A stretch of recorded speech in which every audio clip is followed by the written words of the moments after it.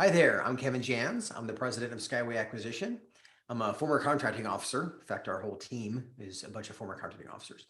And before people ask, this picture behind me, I don't use traditional Zoom backgrounds. This is a picture I actually took from my kayak. And so just to give you some context, here's my boat right here. The reason I use this picture of the Skyway Bridge, which the bridge our company's named after. The reason I use this picture is that sometimes when you get your first contract, it feels like you're in choppy seas. See, it feels like you're just floating on the water. That okay, you got the contract, and now what? Water's pushing you around. What do you do? So I came up with a list of things that, as a contracting officer, I wish people thought about as they started to get that first contract, or they get their next contract. Right? May not even be your first one, but here are three things that you really need to jump on. When you get that contract, what do you do? Okay, the first thing, make contact. Make contact with the team who is now managing the contract. The person who awarded the contract is not often, in fact, I would say usually is not going to be the same person who administers the contract. Just like you had a proposal manager who wrote the proposal, and then you have a program manager who delivers on the contract.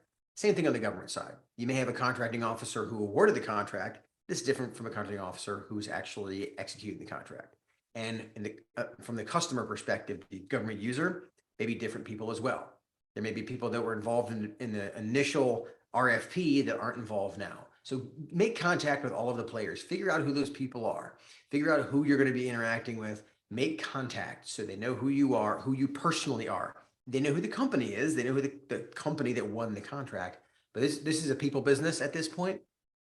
They've given you the contract. They want you to do well. So it's because they need you to do well. When I award a contract to somebody, I need that company to deliver.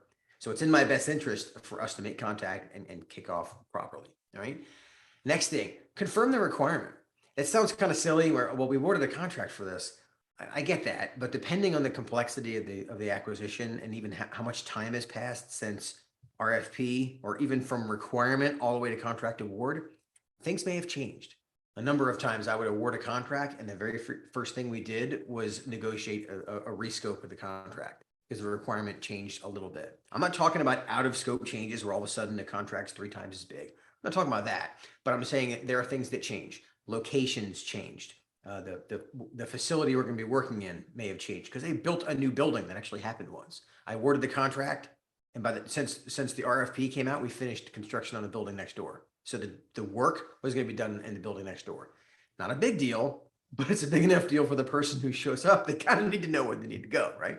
So confirm the requirement hasn't changed. In theory, this is not a big deal, but on the few times that it is a big deal, you want to be talking up front. And then, of course, read the contract.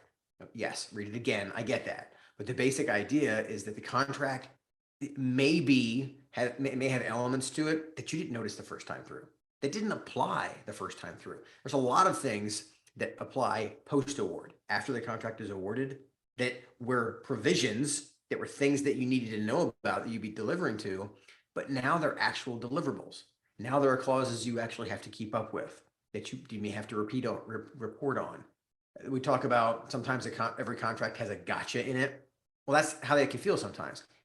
Those gotchas are because you haven't read the contract. What's in there, right? Being aware of what's in your contract is critically important.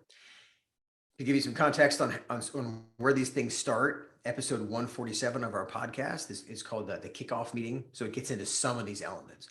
But these three will really be a good place for you to start. Again, this doesn't have to be your first contract ever. It might just be your next contract.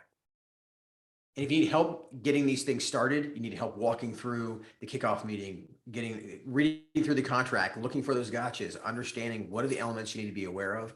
That's what we do. We're here to help you. We're a team of former contracting officers to get our help with your next contract after you've awarded it and you need to figure out in these choppy seas, what do I do next?